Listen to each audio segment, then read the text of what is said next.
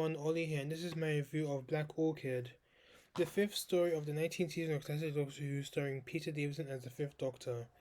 Black Orchid is the 123rd story overall. It's 2 parts long and it's written by Terence Dudley. So the plot of Black Orchid is as follows.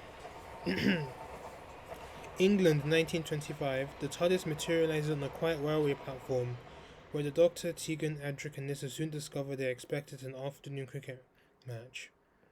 And when the time travelers are invited to stay at Cranley Hall for a fancy dress ball, it isn't long before they uncover a terrible family secret. Who is murdering the servants and why? A rare flower may hold the answer. So that is the plot of Black Orchid, ladies and gents.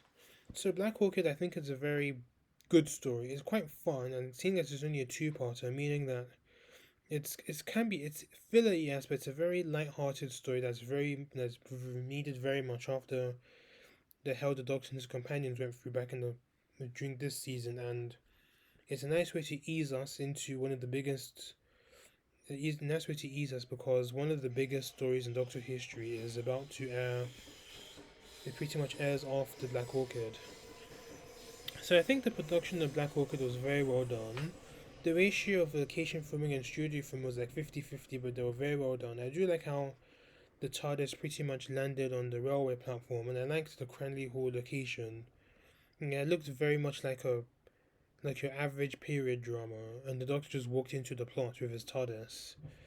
The costumes are very impressive, especially the costumes for the fancy dress party. You have, I think, Tegan's dressed as a fairy, Nissa and Anna dressed up as butterflies, the Doctor's dressed up as a harlequin, as you can see here, but okay, we'll get into more of that later on. Adric is dressed as a pirate, and Lord Sir Robert and Madge Cranley are dressed as like those pompous French people that you see from the Renaissance period, and so to speak, which was all quite cool, to be honest. The script was alright, and the direction by Ron Jones was very good as well.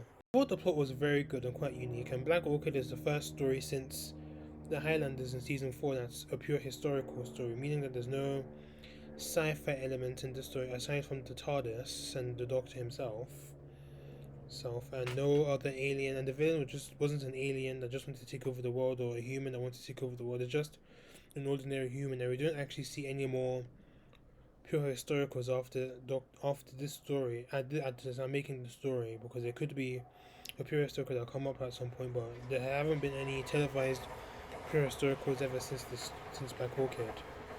And I think that's pretty much what makes Black Orchid quite unique. And Black Orchid is a very plot-driven story, which everyone pretty much carries the plot in some way, shape, or form. Even though this is a Nissa-centric story, when Sarah doesn't actually just have the chance to shine, but she's playing two roles, Nissa and Talbot. But I do like how Sutton doesn't have the sole responsibility of doing the heavy lifting herself, because you do have the Doctor who carrying the plot, not an other side cast as well, which was quite good. I think there were some very good moments in the story, such as the Doctor playing cricket and everyone in the party when everyone was just in fancy dress. Even though it's a very fun scene, but I do think it does take up like a vast majority of the plot, and even part one and some of part two as well.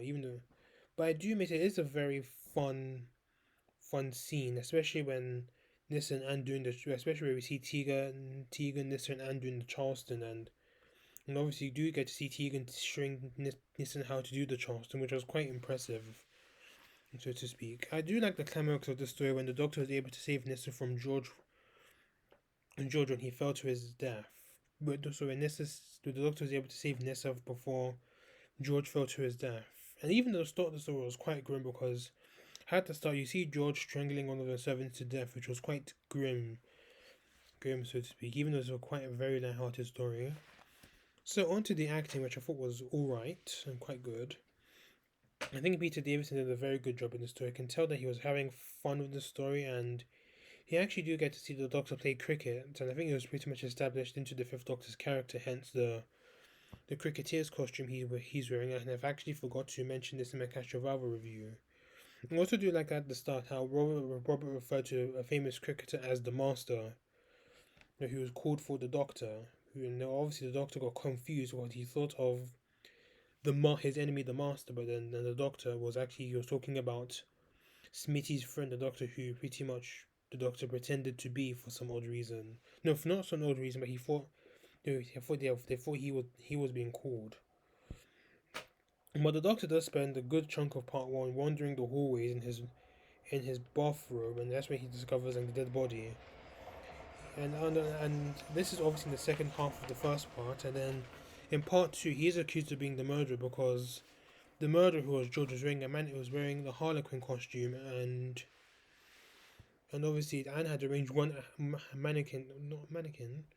Harlequin costume, and that's how everyone thought that the doctor was the killer. And but I do like how the doctor was able to prove his innocence by showing the policeman and Sir Robert his TARDIS, which was quite cool. And I do like how he and Charles were able to save Nissa from George when he mistook her for Anne. Matthew Waterhouse was alright in the story, even though actually I would relate to Adric in the story because during like these party environments or just get-togethers in general, you probably find me eating food or getting drunk as opposed to dancing or maybe interacting at times, but you probably see me eating at some point somewhere in the background or just getting drunk. And Adric does actually spend a vast majority of part one just eating food in the background. And so this is pretty much indicates that it's Adric's turn to be put on the back burner because he doesn't really have much to do in the story. Yeah, because it is very much a Nissa story. But he does try and follow the Doctor and Charles in trying to save Nissa from George, but Sir Robert tells him not to. Sarah Sutton was great in the story. She gets the chance to play both Nissa and Talbot, and I do think that this is definitely one of Sutton's best performances in Doctor Who because I do think she does do a very good job in playing both Nissa and Anne.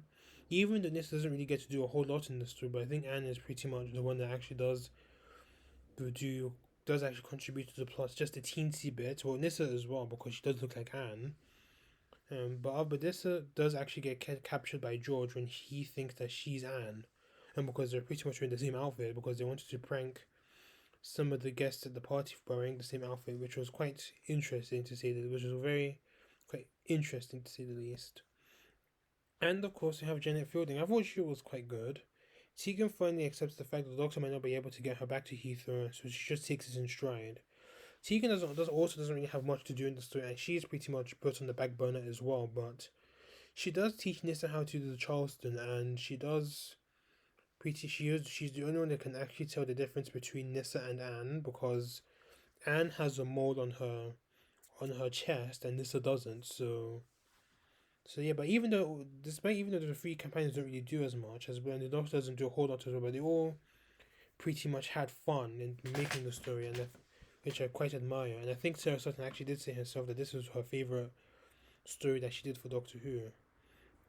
So onto the side cast, they're all quite good. First off, we had Anne Talbot, Nissa's doppelganger, and she's engaged to Charles Cranley, who was before that she was said to be married to his older brother George before his death. Actually, she was having these random nightmares, which isn't actually explained in the story properly, but she is quite skittish, so to speak. But she does become fascinated with Nissa because they do look alike, and she comes up with the idea for her and Nissa to wear the same outfit to try and prank the guests. She witnessed the murderer, who turned out to be George, but she thought it was the Doctor who was the murderer when she witnessed George murdering, I think it was the butler, and she accused the Doctor because obviously the Harlequin costume that the Doctor was wearing.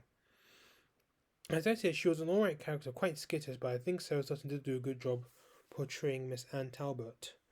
Then we had Lord Charles Cranley. He's the son of Madge Cranley and the unnamed father, who doesn't even appear in the story, and he was a very skilled cricketer, and he played cricket with the Doctor. He was also engaged to be married with Anne, and he believes that the Doctor is the murderer and an imposter as well because the Doctor was at the train station, and he arranged for his Doctor friend called Smitty, but obviously Smitty missed his train, and he called Charles to apologize for missing the train.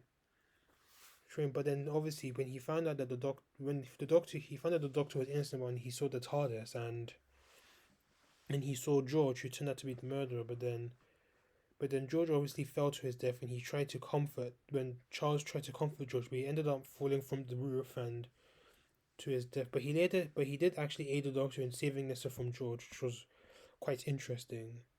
Then we also had Lady Madge Cranley. She was the mother of George and Charles, and she was very protective of her family and the family image. So when George came back from the Amazons with another man named Latoni, who was another member of another Amazon tribe, George was obviously quite disfigured and quite he went insane because as he was tortured by the Kajabi tribe in the Amazons, and they pretty much cut off his tongue. So she pretty much confined him to like the secret upper floors in the house, and she had Latoni watching him, and when he was reporting to her in case of any like developments or anything. And then she was pretty much when she pretty much just went along with the fact that he was dead because he was actually looking for the black orchid flower, and she was willing to scapegoat the Doctor into thinking that he was the murderer in order to protect George, but she later regretted her actions when George died. I think she was a good character. I do think that she could have been the main villain, but I'll explain why in a bit. They also had Sir Robert Muir, the chief constable and a friend of the Cranleys, and he arrested the Doctor when the Doctor was unable to prove his innocence when he was the murderer. But Sir Robert actually did think the Doctor was innocent when the Doctor showed him the TARDIS. I thought he was an interesting character. I did like how Tegan taught him the phrase "what a hoot," and then he actually said the phrase to Tegan, which I thought was which was quite funny. And then we also had Latoni. He was the leader of leader of a friendly Amazonian tribe, and he saved George from the Kajabi tribe because George tried to steal the black orchid, but then he returned and mutilated and tortured George to the Cranleys, and he had to take care of George under the instructions of Lady Cranley. Unfortunately, Latoni was killed by George because he went insane and because he saw Anne somewhere. So the main villain, or anti-villain I should say, in the story was George Cranley. He was a botanist and an explorer, and he went to the Amazon to look for the black orchid flower. But he vanished and he was presumed dead, so his then fiancée Anne Talbot had to marry his younger brother Charles. But in actual fact, he was actually tortured by the Kajabi tribe, and they cut off his tongue, and the torture pretty much made him insane, and then he was saved by Latoni, who took him to Lady Cranley, and Lady Cranley pretty much had to hide the two of them at the upper floors of the house so she can keep him a secret.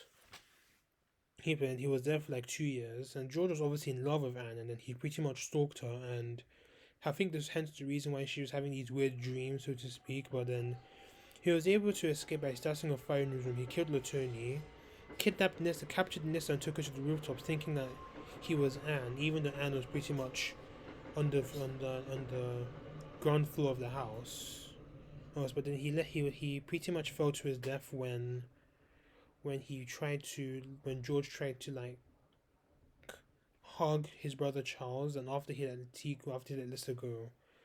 Now I thought he was all right. I wouldn't say he was an all out villain because yes, he did kill some people, but I do think he was a good person, even though he did try to steal the Black Orchid, who the Kajabis thought it was a very ancient and sacred artifact for them. But then obviously I think the torture pretty much made him insane, and I think that wasn't really his doing. And he actually did let Nissa go when he was told that Nissa wasn't actually Anne. So yeah, I thought he was an alright character, so to speak.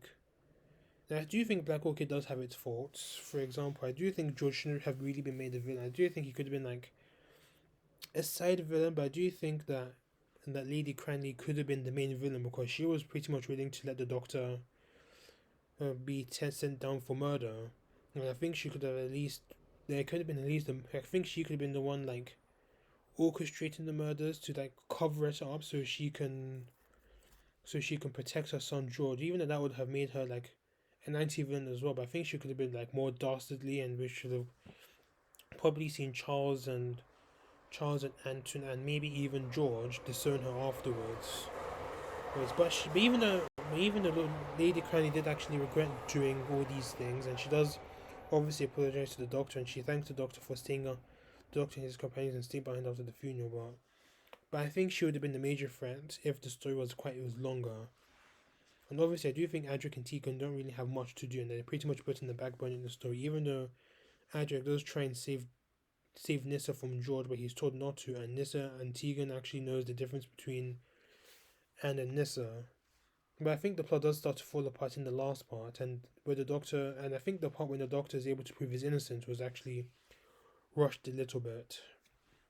But I do think that Black Orchid shouldn't be taken too seriously. It's a fun romp in which the characters have fun. It's a nice way to ease us into Earthshock, and I give Black Orchid a 7 out of 10.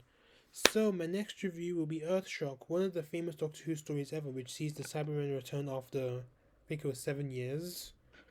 Yes, and a shocking moment that pretty much changes the Peter Davison era and Doctor Who overall. So thanks for watching this review. Please let me know your thoughts of Black Orchid and this review. Please subscribe to my channel if you haven't done so already, and follow me on my social media sites below. Until then, see you later.